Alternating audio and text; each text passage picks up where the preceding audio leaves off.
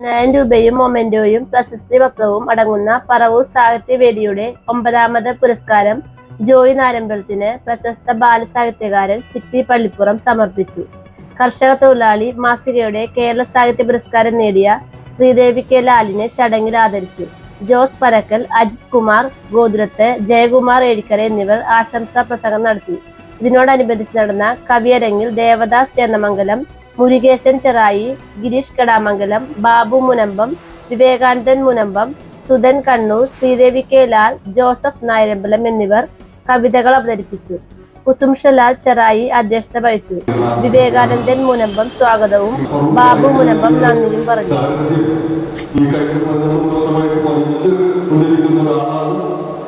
ഈ പുരസ്കാരങ്ങളെല്ലാം സംഘടിപ്പിക്കാനും അതിന് മുന്നിൽ നിൽക്കാനൊക്കെ ജാഗ്രത കാണിക്കുന്ന ഒരാളാണ് അദ്ദേഹം. അപ്പോൾ വളരെ സന്തോഷകരമായ ഒരു പരിപാടി തന്നെയാണ് ഇവിടെ നടക്കുന്നത്. പ്രത്യേകിച്ച് നമ്മുടെ ഈ പ്രദേശത്തിന്റെ പ്രത്യേകത ഞാൻ പറഞ്ഞത് തന്നെ എല്ലാവർക്കും അറിയാവുന്ന ആളുകളാണ് ഇവിടെ ഇരിക്കുന്നത്. ഇത് നല്ലൊരു സദസ് തന്നെയാണ്. നമ്മൾ ശുഷ്കമാണെന്ന് തള്ളിക്കളയേണ്ട കാര്യമില്ല. ശ്രീ ജോയി നായകനെ സ്നേഹിക്കുന്ന ആളുകൾ, ശ്രീദേവിയെ സ്നേഹിക്കുന്ന ആളുകൾ, നമ്മൾ പരസ്പരം കണ്ടുമുട്ടുന്ന സുമനസ്സുകളാണ് ഇവിടെ അവരെ ആദരിക്കാൻ വേണ്ടി ഒരുമിച്ച് കൂടിയിട്ടുള്ളത്. അപ്പൊ വലിയ ജനക്കൂട്ടത്തിലെങ്കിലും ഇതിന് അതിൻ്റെതായ ഒരു ചൈതന്യവും പ്രത്യേകതയും ഉണ്ടെന്നാണ് എനിക്ക് തോന്നുന്നത്. ശ്രീ ജോയി നായകൻ ഒരുപക്ഷെ ഇവിടെ ഇരിക്കുന്ന ആരെക്കാളും ഏറ്റവും ബന്ധപ്പെട്ടതാണ് ഞാൻ തന്നെ. കഴിഞ്ഞ 10-40 വർഷമായി അദ്ദേഹത്തെ എനിക്ക് പരിചയമുണ്ട്. ഒരു എഴുത്തുകാരൻ രംഗത്ത് വന്ന കാലം മുതൽ എന്റെ വീട്ടിൽ വരികയും ഉപദേശങ്ങൾ സ്വീകരിക്കുകയും പുസ്തകങ്ങൾ പ്രസിദ്ധീകരിക്കുന്നതിനുള്ള ബുദ്ധിമുട്ടുകളോട് പറയുകയും ചെയ്തിരുന്ന ഒരു സുഹൃത്താണ്. അന്ന് അദ്ദേഹം ക്ലാസിക് കോളേജ്, ഞായറാഴ്ചയിലുള്ള ക്ലാസിക് കോളേജിന്റെ സാരഥ്യം വഹിച്ചുകൊണ്ട് അവിടെ ഇംഗ്ലീഷിലായിരുന്നു പ്രാമുഖ്യം. ഇംഗ്ലീഷ് പഠിപ്പിക്കുന്ന നല്ലൊരു അധ്യാപകനായിരുന്നു അദ്ദേഹം. എന്റെ മകൻ ഇംഗ്ലീഷ് പഠിക്കുന്ന കാലത്ത് പല സഹായങ്ങളും ചെയ്തിട്ടുണ്ട്. അങ്ങനെ എല്ലാം കൊണ്ടും നല്ലം തികഞ്ഞ ഒരാളായിട്ട് ഇവിടെ പറവൂർ നമ്മുടെ ബാബുവിനെ സൂചിപ്പിച്ചല്ലോ. എല്ലാത്തിനും ഭാഗ്യവും നിർഭാഗ്യവും ഒക്കെ ഒരു ഘടകമാണ്. അത് സത്യമാണ്. നമുക്ക് തള്ളിക്കളയാവുന്ന കാര്യമല്ല. സാഹിത്യത്തിലുണ്ട്. ഞങ്ങളുടെ ഒരു ഉത്തമ സുഹൃത്തായിട്ടുള്ള ഒരാളുണ്ടായിരുന്നു.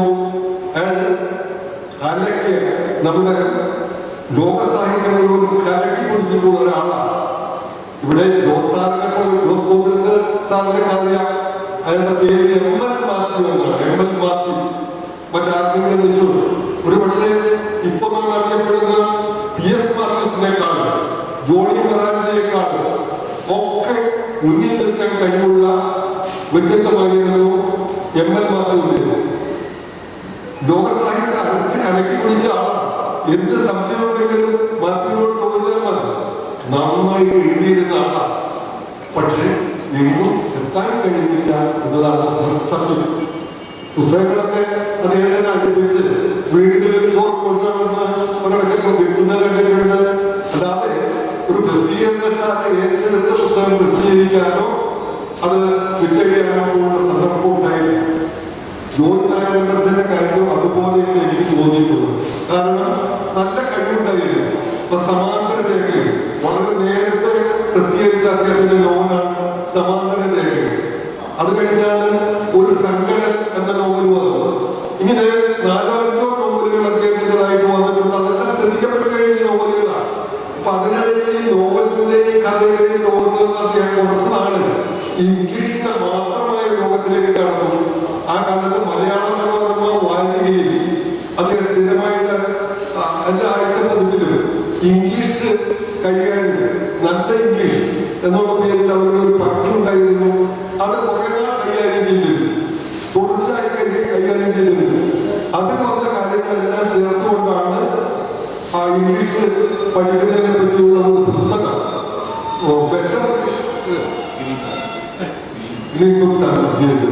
അങ്ങനെ ഒരു നല്ല പുസ്തകം പലരും അതിനെപ്പറ്റി എന്നോട് സംസാരിച്ചിട്ടുണ്ട്. നല്ല കുട്ടികൾക്ക് വളരെ ഉപകാരപ്പെടുന്ന ഇംഗ്ലീഷ്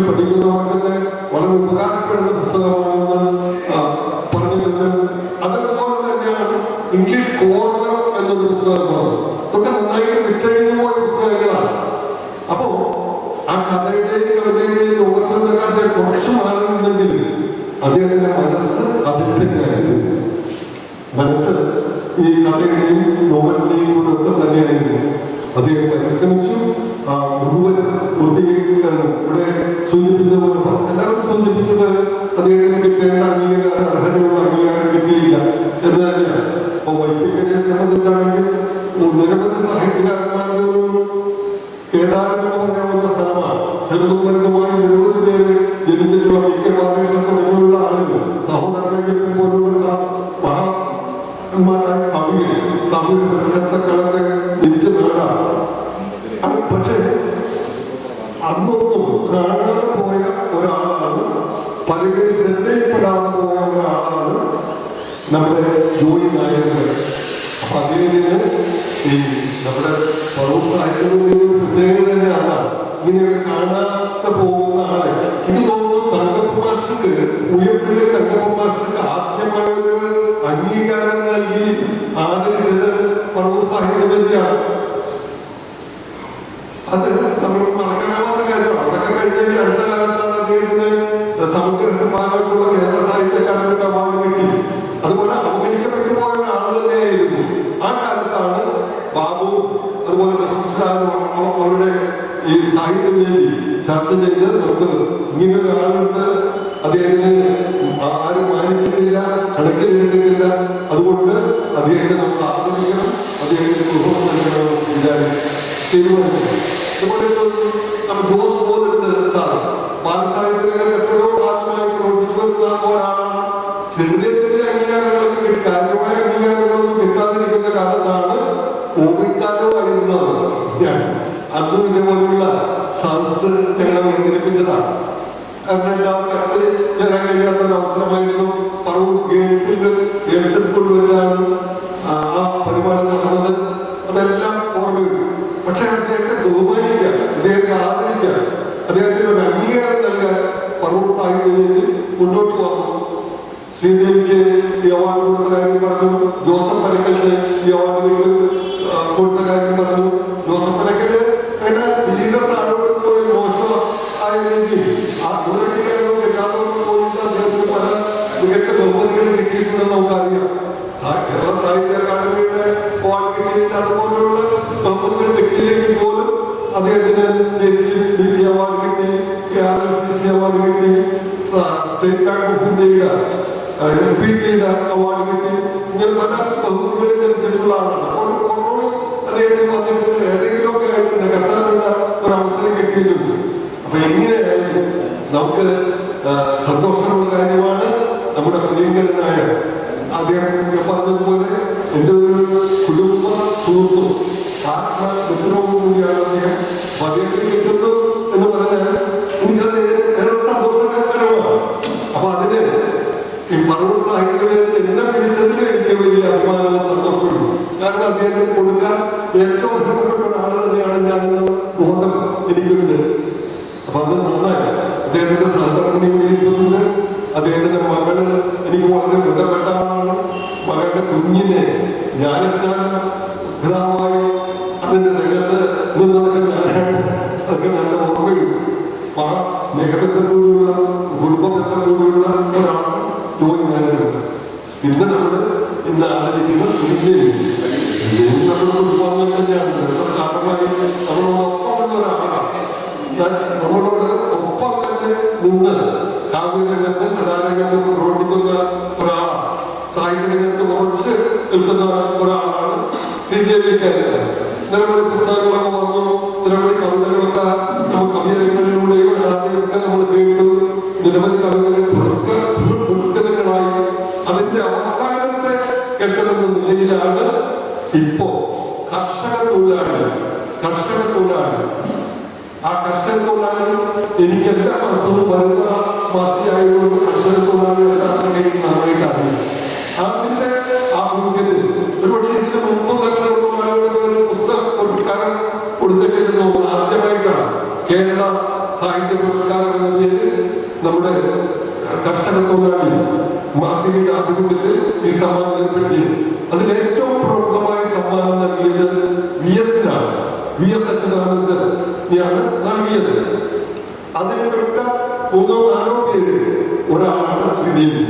ഓരോ വിഭാഗം തിരിച്ചു കൊടുത്ത് അതിൽ കവിതയ്ക്കുള്ള സമ്മാനം കിട്ടിയത് നമ്മുടെ പ്രിയങ്കരിയായ മികച്ച അംഗീകാരമാണ്, നല്ലൊരു അംഗീകാരമാണ്. അത് പിണറായി വിജയന്റെ കയ്യിൽ, കേരള മുഖ്യമന്ത്രി പിണറായി വിജയന്റെ കയ്യിൽ നിന്നാണ് തിരുവനന്തപുരത്ത് വെച്ച് അത് ഏറ്റുവാങ്ങിയെന്നുള്ള കാര്യം നമ്മളെ ഏറെ സന്തോഷിപ്പിക്കുന്നു. പ്രത്യേകിച്ച് നമ്മുടെ സ്വന്തം കുസുംസ്റ്റാലിന്റെ സഹധർമ്മിണി കൂടിയാണ്. ആ ഒരു ബന്ധം അതാണ് നമുക്ക് നമ്മുടെ കുടുംബത്തിലെ ഒരാൾക്ക് തന്നെയാണ് കിട്ടുന്നത് എന്നുള്ള സന്തോഷം കൂടിയുണ്ട്. അപ്പൊ ഞാൻ കൂടുതലായിട്ടൊന്നും പറയുന്നില്ല. ഈ കാര്യങ്ങൾ എല്ലാം നമ്മളെ സന്തോഷിപ്പിക്കുന്നതും ഏറെ അഭിമാനം ഉണ്ടാക്കുന്നതുമാണ്. ഇന്നലെ പ്രിയങ്കരനായ ജോസാറിന്റെ പുസ്തക പ്രകാശന ചടങ്ങ് നടന്നു. വളരെ ഭംഗിയാണ്, ലളിതമായ സദസ്സായിരുന്നു അവിടെ ഉണ്ടായിരുന്നത്. അത് കണ്ടതുകൊണ്ടാണ് നമുക്കിന്ന് വിഷമം തോന്നുന്നത്. ഇന്നലെ അത്രയും വിപുലമായ സദസ്സ് കണ്ടിട്ട് ഇന്ന് വരുമ്പോൾ ഇവിടെ ഇത്രയും ആളുകളുണ്ടോ എന്ന് തോന്നുന്നത് അതുകൊണ്ടാണ്, അല്ലെങ്കിൽ അത് തോന്നില്ലായിരുന്നു. അപ്പൊ അതെല്ലാം ഭംഗിയായിട്ട് വിട്ടു.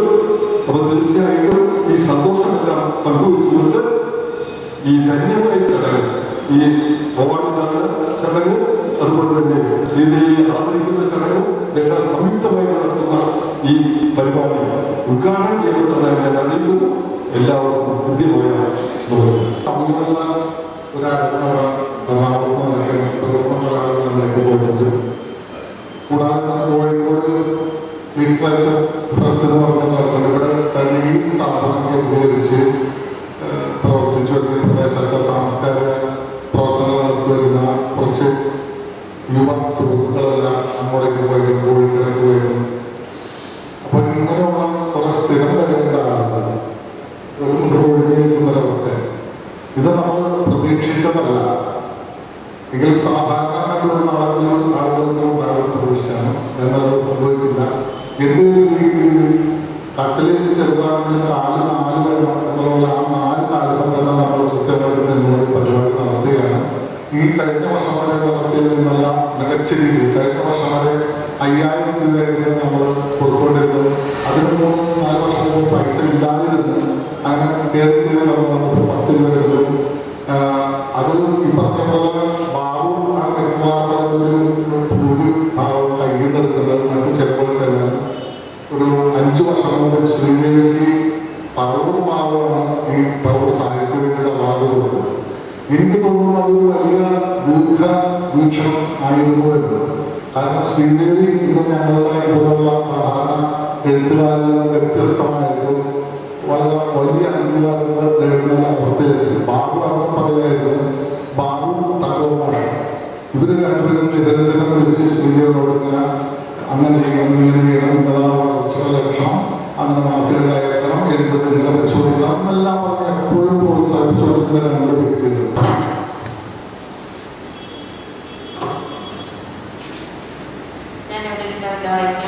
കവിതയുടെ പേര് മനഃപൂർവ്വമല്ലാത്ത തരത്തില്ല. പരിക്കുകൾ നന്നേ സാരമുള്ളതായിരുന്നു, മുറിവുകൾ വികലവും. പരിക്കുകൾ നന്നേ സാരമുള്ളതായിരുന്നു, മുറിവുകൾ വികലവും. പുറമേ എത്ര കാണുന്നില്ലെങ്കിലും ഹൃദയമുറിവുകളിൽ നിന്നും അപ്പോഴും ചോരയിട്ടുന്നുണ്ടായിരുന്നു. അതിപ്പോൾ തണുത്തുറഞ്ഞ് പാട കെട്ടിയിട്ടുണ്ട്. കുണ്ടിലാണെങ്കിലും ഇളകിവെളുത്ത കൺപൊത്തുകളിൽ ചത്ത സ്വപ്നങ്ങളുടെ നിഴലുകൾ കുന്നുകൂടി കിടക്കുന്നുണ്ട്. ഒലിച്ചിറങ്ങിയ കണ്ണുനീർപ്പാടുകൾ അവിടെ തന്നെയുണ്ട്. ബോധമറ്റുപോയ തലച്ചോറിന്റെ അടലുകളിൽ നിന്നും ഓർമ്മകൾ വരിവരിയായി പുറത്തു കടക്കുന്നുണ്ട്. ഇനിയും ഒന്ന് ആഞ്ഞുവലിക്കാൻ കെൽപ്പില്ലാതെ അടഞ്ഞുപോയ ശ്വാസനാളത്തിൽ അറ്റുപോയ പ്രാണവായു പിടഞ്ഞു തീർന്നതായി കാണാം. പറയാനേറെ പണിപ്പെട്ട് തോറ്റുപോയ ചുണ്ടുകളിൽ ഇപ്പോഴും അകമേ വാക്കുകൾ ഉറഞ്ഞു കിടക്കുന്നുണ്ട്. പറയാനേറെ പണിപ്പെട്ട് തോറ്റുപോയ ചുണ്ടുകളിൽ ഇപ്പോഴും അകമേ വാക്കുകൾ ഉറഞ്ഞു കിടക്കുന്നുണ്ട്. പറവൂർ സാഹിത്യവേദിയുടെ 9ാമത് പുരസ്കാര സമർപ്പണമാണ് പ്രധാന പരിപാടിയാണ്. അതിനോടനുബന്ധിച്ചുള്ള ഒരു കവിതയാണ് ഇപ്പോൾ നടന്നുകൊണ്ടിരിക്കുന്നത്. നിർഭാഗ്യവശാൽ ഓഡിയൻസ് വളരെ കുറവാണ്. അത് ജോയി സാറിൻ്റെയൊക്കെ നിർഭാഗ്യം, അദ്ദേഹം നിർഭാഗ്യവാനാണ്. കാര്യം എത്രയോ വർഷങ്ങളായി സജീവ സാന്നിധ്യമായി സാംസ്കാരിക രംഗത്തും നിലനിൽക്കുന്ന വ്യക്തി അർത്ഥപ്പെട്ട ഒരു അംഗീകാരം അദ്ദേഹത്തിന് ലഭിച്ചത് ഇപ്പോഴാണ്.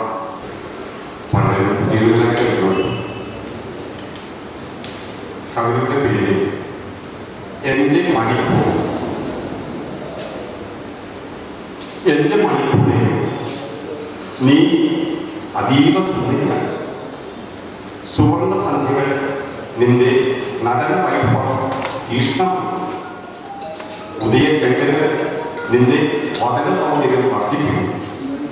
പ്രകൃതിയുടെ കളിനിരകൾ നിന്റെ മുഖക്ഷേത്രങ്ങൾ ഒപ്പിയെടുക്കുന്നു. മഞ്ഞണിഞ്ഞ മലനിരകളിൽ നീ മദനലീലകൾ ആടിത്തുമർത്തുന്നു. നീലനദികളും സ്ഫടിക തടാകങ്ങളും നിന്നെ മതോത്പത്തിയാണ്. നീയും ഞാനും പത്താണ്ടുകൾ കൊണ്ടടിച്ചു വാരിയ 10 കോടി പൂപ്പരുത്തിയിലകൾ. പെണ്ണെ നീയും ഞാനും പത്താണ്ടുകൾ കൊണ്ടടിച്ചു വാരിയ 10 കോടി പൂപ്പരുത്തിയിലകൾ. പുലനിറഞ്ഞ പെണ്ണിനെ പോലെ കണ്ടിട്ടും തരം പറയുവാനുള്ള മിടുക്കിനാകുന്നു ചനു നിൽക്കുന്നു കൊമ്പുകൾ. തണ്ടലുകളച്ച നിന്നെ കരിഞ്ചാണ്ടി കാക്കുമോ? തണ്ടലുകളച്ച നിന്നെ കരിഞ്ചാണ്ടി കാക്കുമോ?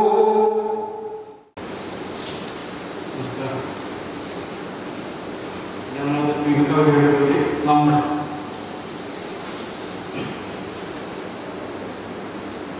നെറുകയിൽ പുണ്യം ചുമക്കുവോ നമ്മൾ? പുതിയ വഴി മാത്രം തെരഞ്ഞെടുപ്പോ? നെറുകയിൽ പുണ്യം ചുമക്കുവോ നമ്മൾ? പുതിയ വഴി മാത്രം തെരഞ്ഞെടുപ്പോ? കർമ്മത്തിലും ധർമ്മമില്ലാത്തവർ നമ്മൾ, ധർമ്മത്തിലും ക്രൂരവൈരം സൂചിപ്പോ? കർമ്മത്തിലും ധർമ്മമില്ലാത്തവർ നമ്മൾ, ധർമ്മത്തിലും ക്രൂരവൈരം സൂചിപ്പോ? നെറുകയിൽ പുണ്യം ചുമന്നേ നടക്കൂ. കവിത അവതരിപ്പിക്കുന്നത് ദേവദാസ് എന്നുള്ളത്